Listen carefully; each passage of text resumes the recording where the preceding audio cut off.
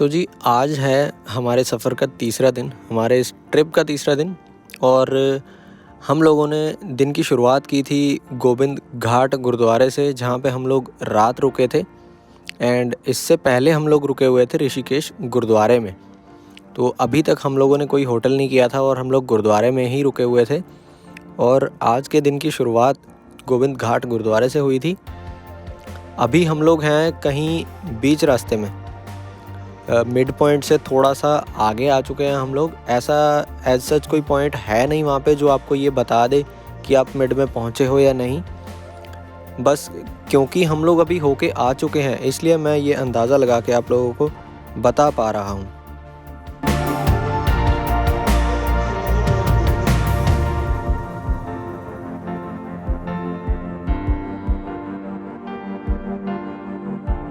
अपने GoPro max का पूरा इस्तेमाल लिया जा रहा है और कुछ थोड़े बहुत बढ़िया शॉट्स निकालने की कोशिश की जा रही है।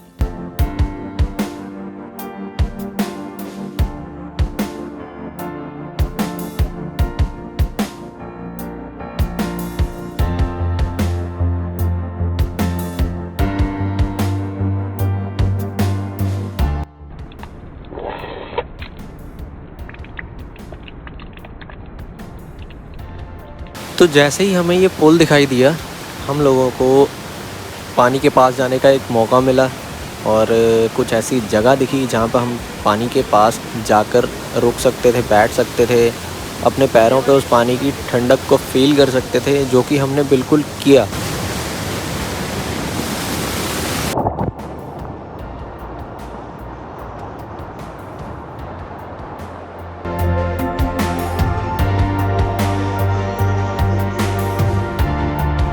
पानी की आवाज़ से कहीं तेज़ इस पानी का फ़्लो था और उस फ़्लो से भी कहीं ज़्यादा ठंडा ये पानी था, जो कि ग्लेशियर्स पिघल कर नीचे आ रहा था।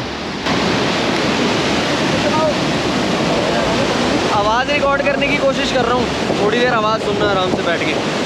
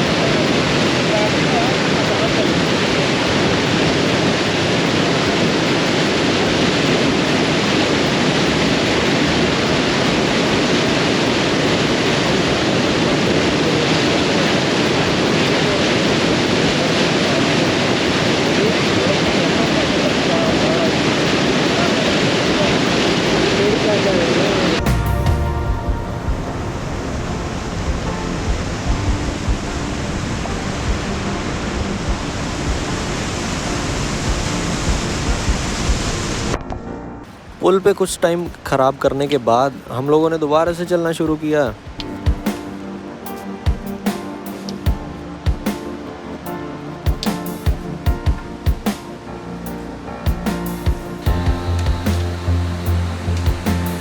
कैमरा में विजिबल तो नहीं होगा, पर बारिश होनी शुरू हो गई है। बहुत थोड़ी सी बारिश हो रही है, देखते हैं क्या रहता है।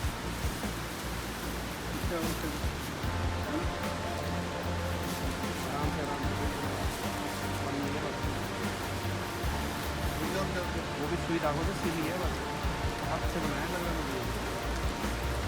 भाई। जैकेट साफ हो, टाइट हो जैकेट गीली हो जाएगी, फाइनल बारिश तेज हो रही है, खराब हो जाएगी जैकेट। हो गया काम। चलो आओ।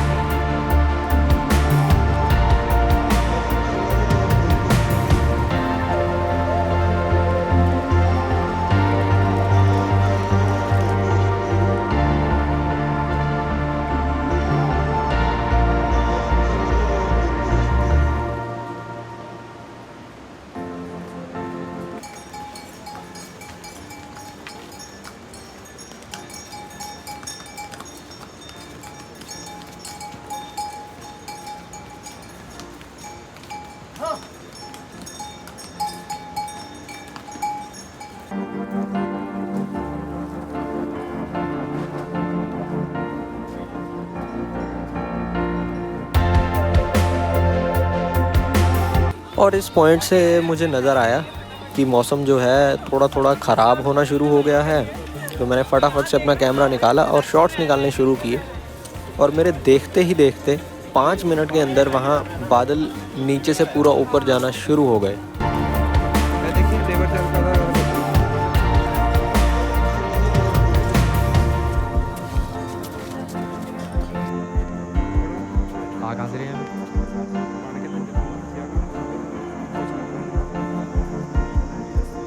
तो इतनी तेज तो नहीं होनी चाहिए था यार।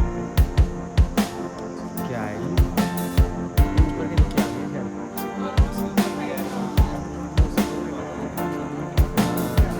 ऊपर आ गए।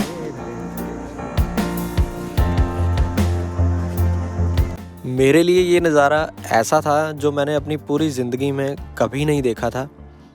देखते ही देखते 5-7 मिनट के अंदर मौसम इतना ख़राब हो जाना मैंने अपनी आँखों से पहली बार देखा था। और मेरे देखते ही देखते वैली में नीचे से ऊपर की तरफ ये बादल चलना शुरू हुए और बारिश जो कि कुछ देर के लिए थोड़ी सी थम चुकी थी वो दोबारा होना शुरू हो गई।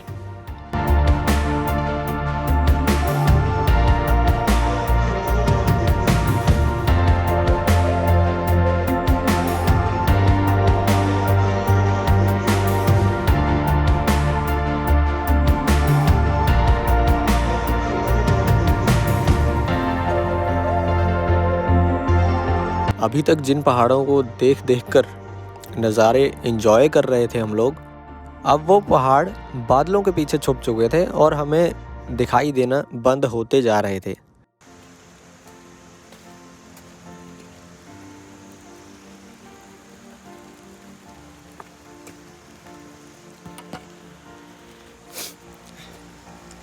रेनकोट उतार दिया था, दोबारा बारिश शुरू हो गई है और हेमकुंड साहिब रह गया 7 किलोमीटर। 8-8.5 किलोमीटर हम लोग आ चुके होंगे और 1 किलोमीटर रह गया है घाघरिया गोविंद धाम। वहाँ पे नाइट स्टे करनी है और टाइम मेरे ख्याल से हो रहा होगा 3 या 4 बजे का। जितना बोल रहा हूँ उतनी एनर्जी यूज़ हो रही है और उतनी थकान ज़्यादा फील हो रही है। बादल मैंने आपको शॉर्ट्स में दिखाए थे, क्लियर हो गया था बिल्कुल, इसलिए रेनकोट उतार दिए थे हमने और हमारे सामने बादल बिल्कुल नीचे से ऊपर पहुंच गए। ये कुछ नज़ारे हैं यहाँ के, ये यहाँ की कुदरत है। बाकी चलते हैं, अभी तो अकेला ही हूँ। थोड़ा सा पीछे वो खड़ा अपना एक बंदा, बाकी लोग अभी थोड़े से पीछे हैं। 3 बंदे ऊपर पहुँच भी चुके हैं। कहता हूँ आप लोगों को अपडेट। और पैदल चलने से ज़्यादा थकावट अब इस बारिश की लगने लगी थी, जिससे कि मैं फटाफट बाहर आना चाहता था। 1 किलोमीटर और 1 शब्द, ये सुनने में बहुत छोटा लगता है, लेकिन इस ट्रैकिंग में ये 1 किलोमीटर और ख़त्म होने को आ ही नहीं रहा था। बारिश हो रही है। Back in the costumes again. फिर से this is the helipad of Govind Dham. काफ़ी छोटा सा है। Nice, finally made it, finally.